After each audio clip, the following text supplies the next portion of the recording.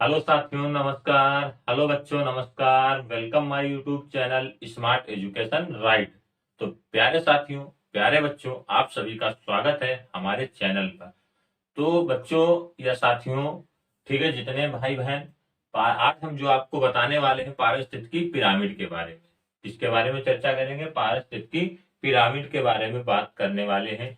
तो चलिए अपनी क्लास स्टार्ट की जाए और आगे बढ़ा जाए। देखिए, क्लास स्टार्ट तो होगी होगी, उससे पहले क्या है, आप सभी लोग वीडियो को अंत तक अवश्य देखा करें।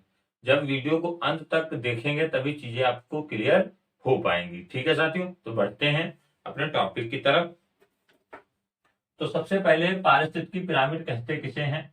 यह पारिस्थितिकी तंत्र इकोसिस्टम में निहित विविध पारस्परिक संबंधों की जानकारी जानकारी किसके द्वारा?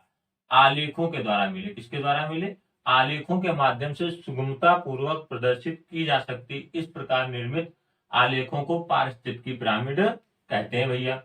ठीक। अब पिरामिड को प्रस्तुत किसने किया था? पिरामिड को प्रस्तुत किसने किया था? तो देखिए, चार्ल्स एल्टन ने। किसने प्रस्तुत किया जाए, अगर आपसे पूछा जाए कि पिरामिड को किसने प्रस्तुत किया था, तो आप क्या बताओगे कि चार्ल्स एल्टन ने 1927 में कब प्रस्तुत किया था?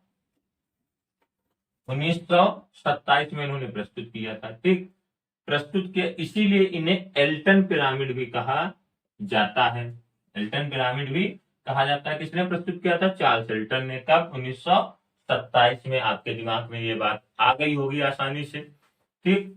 अब ये कितने आधार पर बांटा गया? 3 भागों में, संख्या के आधार पर या जैव भार के आधार पर और ऊर्जा का पिरामिड। किसका पिरामिड? ऊर्जा का पिरामिड। ठीक है, तो जैव भार हो गया और ऊर्जा का पिरामिड हो गया। तो सबसे पहले हम बात करेंगे संख्या के आधार पर। ठीक है, संख्या का पिरामिड किस प्रकार से होता है, तो देखिए भैया, बस आप सभी अपना प्यार बनाए रखिएगा। हम और अच्छा करते हुए, बेहतर करते हुए चलेंगे आपके साथ में। जितना आप प्यार करते हुए चलेंगे चैनल के साथ में, उतना आपके लिए चैनल भी अच्छा कार्य करते हुए चले। जैसा कि मैंने बार बार बता के हुए रखा है कि आप सभी को ईवीएस के नोट्स मिल जाएंगे। ईवीएस यानी कि पर्यावरण को आपके नोट्स मिलते हुए चले जाएंगे। ठीक है, देखिए, मैं नोट्स लिख रहा हूं अपने आप। ठीक है, स्वयं लिख रहा हूं, बेस्ट से बेस्ट चीजें आपको मिलेंगी। बस नोटिफिकेशन आ जाए, सुपर टेट हो या ईवी मतलब यूपी टेट हो, किसी भी का नोटिफिकेशन आएगा, समझ लो आपको नोट्स अवश्य मिलेंगे। देखो, जैसा हमने टारगेट बताया था कि आप 1000 पर पहुंचाएंगे हमें, ठीक है, तो आपको नोट्स मिलेंगे। ठीक है, अच्छे मिलेंगे, टाइप किए हुए भी मिलेंगे। ठीक, जितनी भी मेहनत करनी पड़े मैं मेहनत करूँ। फिर उसके बाद में जैसे आप 2000 पे पहुंचाएंगे, उसके बाद और कुछ आपको नया मिलेगा। ऐसे आपको कंटिन्यूटी का मतलब बढ़ते हुए चलते रहना है मेरे साथ में। ठीक है साथियों। ठीक, क्योंकि मैं आपके लिए अच्छा कर रहा हूं तो कुछ आप हमारे लिए भी करिए। ठीक है, तो बढ़ते हैं हम लोग सबसे पहले संख्या का पिरामिड। इसकी बात करेंगे, संख्या का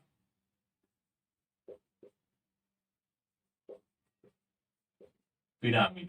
ठीक है, संख्या का पिरामिड क्या बोल सकते हैं? पिरामिड।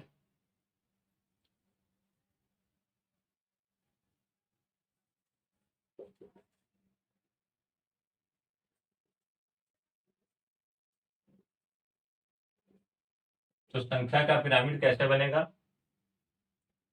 तो यानी कि किसी भी पारितंत्र में प्रत्येक पोषी स्तर, किसी भी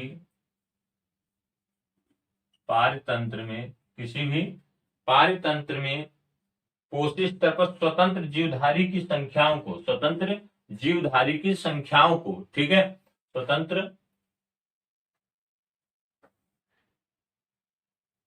या इस प्रकार से इसमें पूछता है कि संख्या के आधार पर बना पिरामिड कैसा होगा। तो संख्या के आधार पर बना पिरामिड जो होता है, सबसे पहले इसमें जो क्वेश्चन आता है, इसमें आता है घास के आधार पर बना पिरामिड।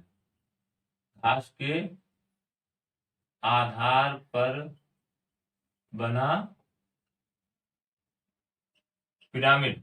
तो घास के आधार पर जो बनेगा पिरामिड वो कैसा बनेगा भैया? तो देख लीजिए, तो आपकी स्क्रीन के सामने ये रहा, ठीक है, या इस तरीके से।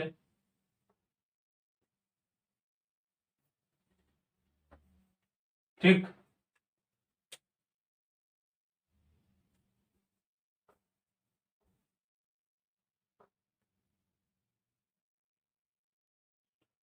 तो देखिए भैया, यानी कि संख्या का पिरामिड किस प्रकार से होगा।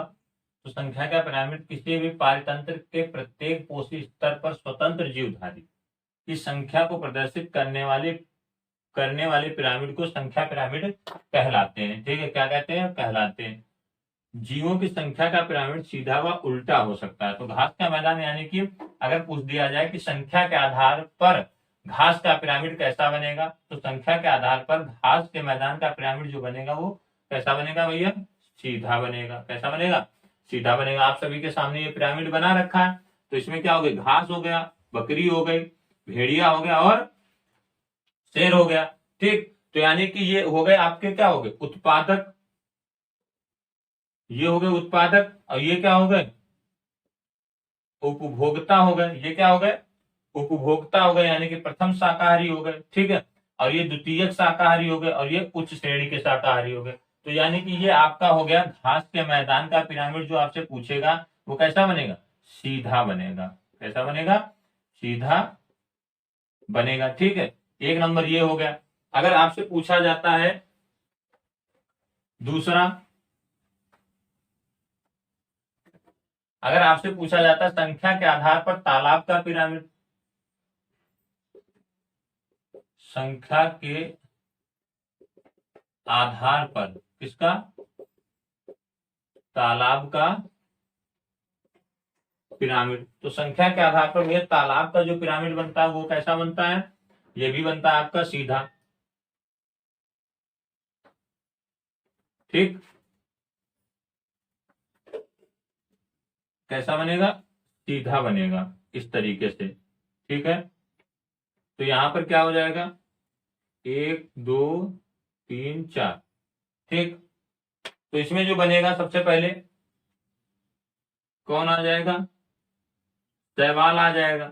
शैवाल के बाद में कौन सा आ जाएगा, अमीबा आ जाएगा। फिर इसमें कौन सा हो जाएगा, छोटी मछली हो जाएगी। फिर कौन होगा, यानी कि बड़ी मछली हो जाएगी। ठीक, तो यानी कि संख्या के आधार पर अगर आपसे पूछा जाए तालाब का पिरामिड कैसा बनता है, तो संख्या के आधार पर बना पिरामिड जो होता है वो कैसा बनता है, सीधा बनता है। कैसा बनता है, सीधा। संख्या के आधार पर तालाब का पिरामिड सीधा बनता है। ठीक है, आगे हम बात करते हैं अगले पिरामिड की। तो अगला पिरामिड किस प्रकार से होगा,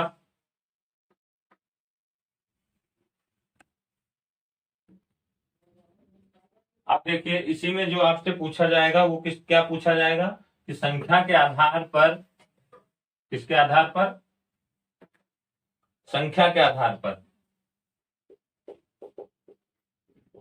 संख्या के आधार पर, संख्या के आधार पर वन का पिरामिड। ठीक, संख्या के आधार पर वन का पिरामिड जो बनेगा वो कैसा बनेगा,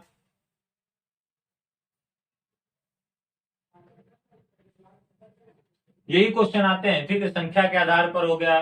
ठीक है, तालाब के आधार, मतलब कि संख्या के आधार पर तालाब का पिरामिड कैसा बनेगा, और उसके बाद पूछ देता है कि किस प्रकार से वन का पिरामिड पूछ देगा। ठीक है, तो इसमें जो सबसे पहले कैसे बनेगा, ये हो जाएगा संख्या के आधार पर वन का पिरामिड। संख्या के आधार पर किसका पिरामिड, वन का पिरामिड। तो संख्या के आधार पर वन का पिरामिड जो बनता है भैया, वो आपका बनेगा, सॉरी सॉरी, वो बनेगा आपका उल्टा बनेगा। ठीक है, कैसा बनेगा, उल्टा बनेगा।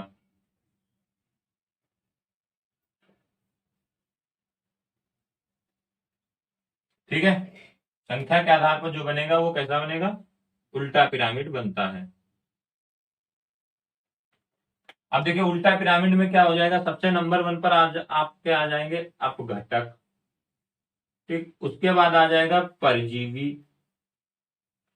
फिर उसके बाद आ जाएगा पक्षी।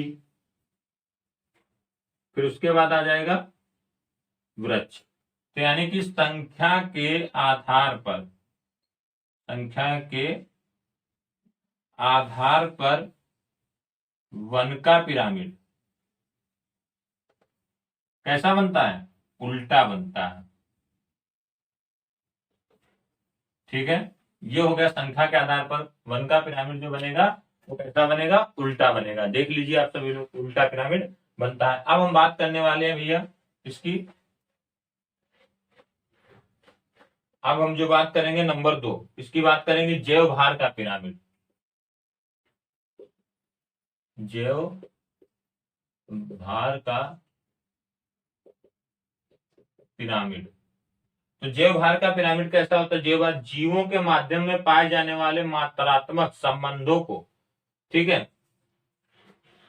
किसमें पाए जाने वाले? जीवों में पाए जाने वाले, जीवों में पाए जाने वाले मात्रात्मक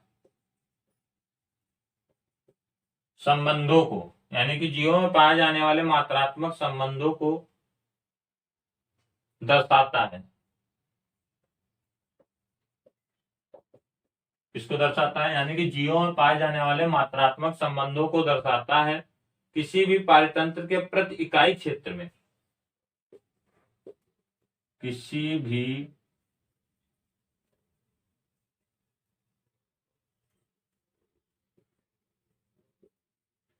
पारितंत्र के प्रति इकाई क्षेत्र में, प्रति इकाई क्षेत्र में उपस्थित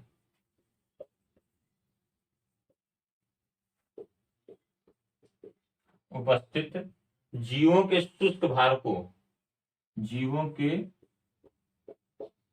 शुष्क भार को क्या कहते हैं भैया? जैव भार कहते हैं। क्या कहा जाता है? जैव भार कहा जाता है। यानी कि जैव भार क्या होता है? जैव भार का पिरामिड जीवों में पाए जाने वाले मात्रात्मक संबंधों को दर्शाता है किसी भी पारितंत्र के प्रति इकाई क्षेत्र में उपस्थित जीवों के शुष्क भार को जैव भार कहते हैं। ये इसकी डिफिनेशन हो गई। ठीक है, अब हम इसके पिरामिड आप सभी को बताते हैं।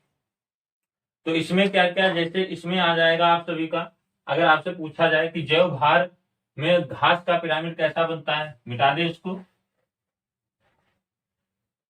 तो जैव भार में जो घास का पिरामिड बनेगा भैया वो कैसा बनेगा? वो भी सीधा बनता है। देखिए नंबर 1 जो है आपका, जैव भार में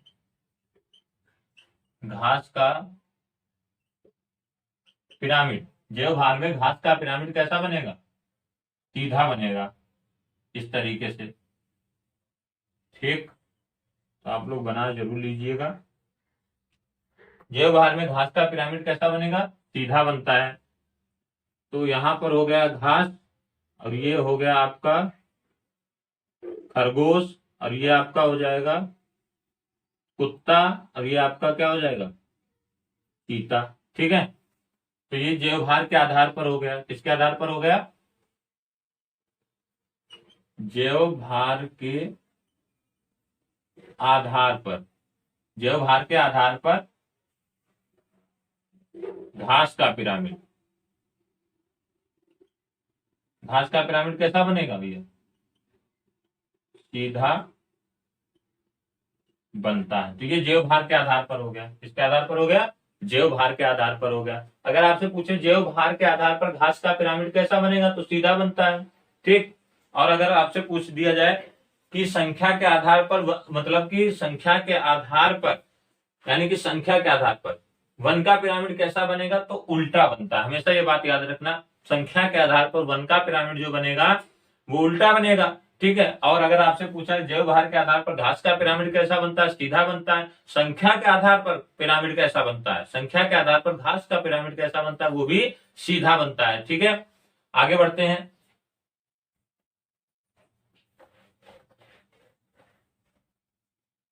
अगला है जैव भार,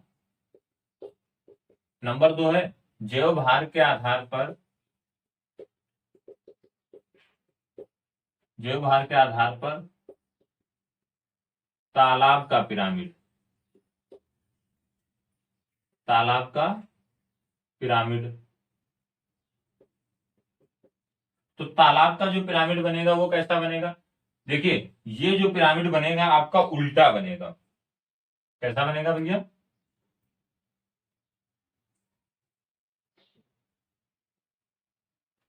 ये कैसा बनेगा? उल्टा बनेगा। ठीक है, तो इसमें किस प्रकार से आ जाएंगे?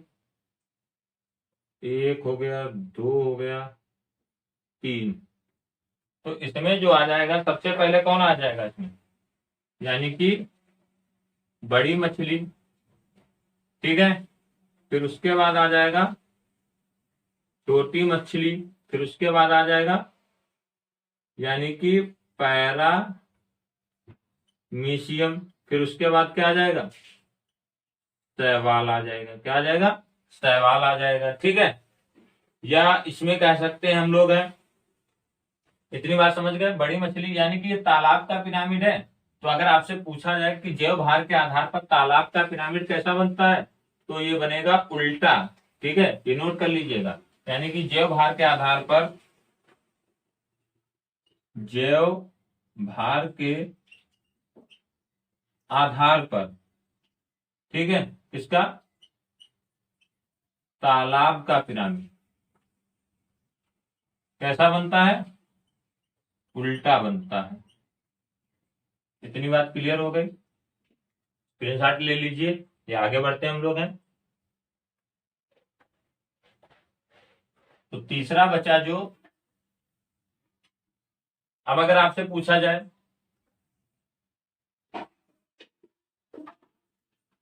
जैव भार के आधार पर वन का पिरामिड, तो जैव भार के आधार पर जो वन का पिरामिड बनेगा वो कैसा बनेगा? वो सीधा बनेगा।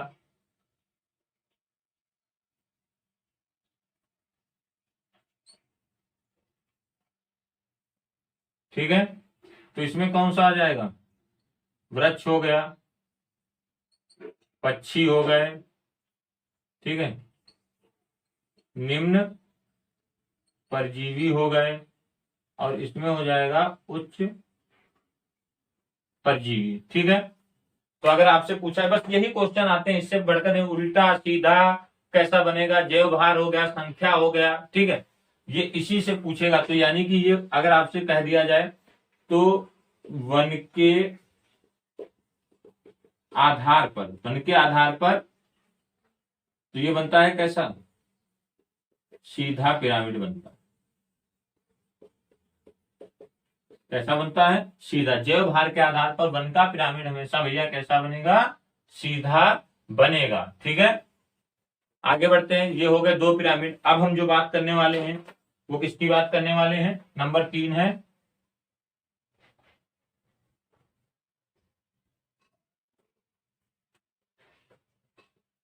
नंबर 3 है ऊर्जा का पिरामिड। ऊर्जा का, तो ऊर्जा का पिरामिड हमेशा इंपॉर्टेंट रहता है। अगर आपसे क्वेश्चन करेगा तो ऊर्जा का पिरामिड में कैसा रहता है? देखिए, ऊर्जा का जो पिरामिड होता है वो एक मतलब दिशीय रहता है। ऊर्जा का प्रवाह एक दिशा में ही रहता है, इसीलिए ऊर्जा का पिरामिड जो होता है वो सदैव कैसा बनता है भैया? सीधा बनता है। कैसा बनता है? सीधा बनता है। देख लीजिए, ऊर्जा का प्रवाह एक कैसा होता है? दिशीय होता है। ठीक है, इसमें जो होती है वो कितने परसेंट? 10% का नियम, 10% का नियम क्या होता है? लागू होता है। ठीक है, कितने परसेंट का? 10%। ऊर्जा के प्रवाह के कारण ऊर्जा पिरामिड सीधा निर्मित होता है।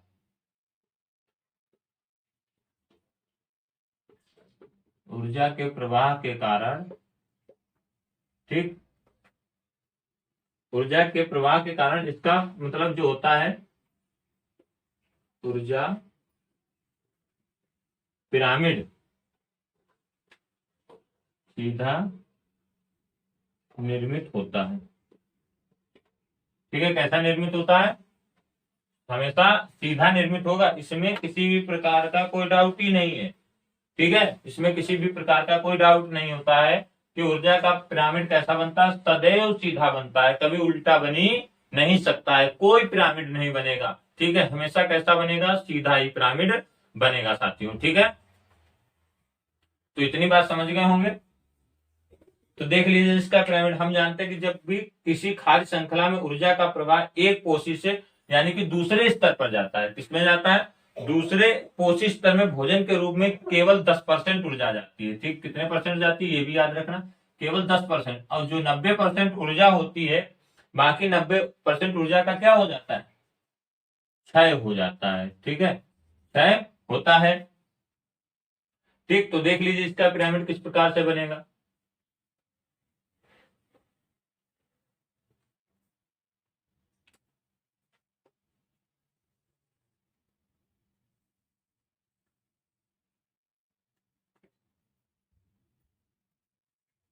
एक, दो, तीन, चार। ठीक है, तो यानी कि इसमें जो बनेगा वो किस प्रकार से बनेगा। अब इसमें जो बनेगा देख लीजिए, इसमें सबसे पहले क्या हो जाएंगे, यानी कि हरे पादप हो जाएंगे। अब हरे पादप कैसे होते हैं, सुपोषी होते हैं। ठीक, तो इसमें कितनी, इसमें जो हो जाएगा 10,000। ठीक है, 10,000 किलो कैलोरी।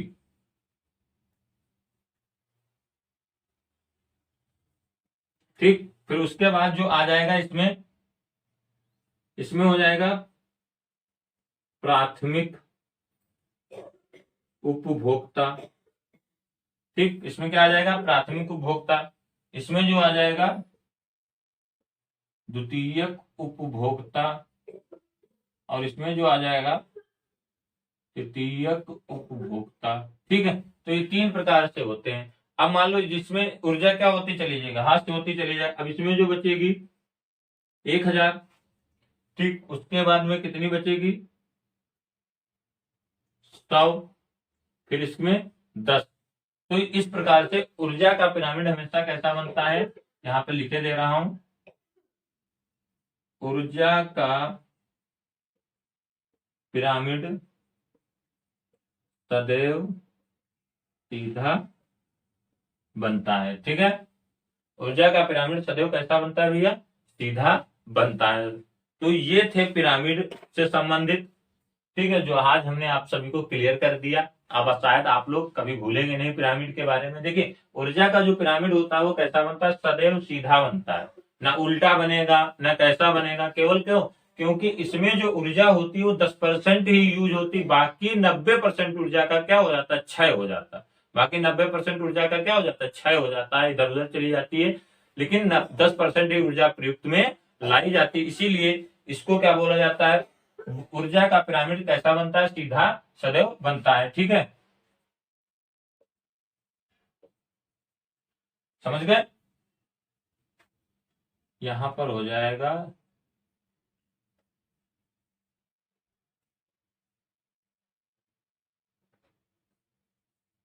ठीक, इतनी बात क्लियर हो गई। तो साथियों आज के लिए सेशन इतना ही बस। कैसा लगा सेशन आप लोग कमेंट करके जरूर बताइएगा।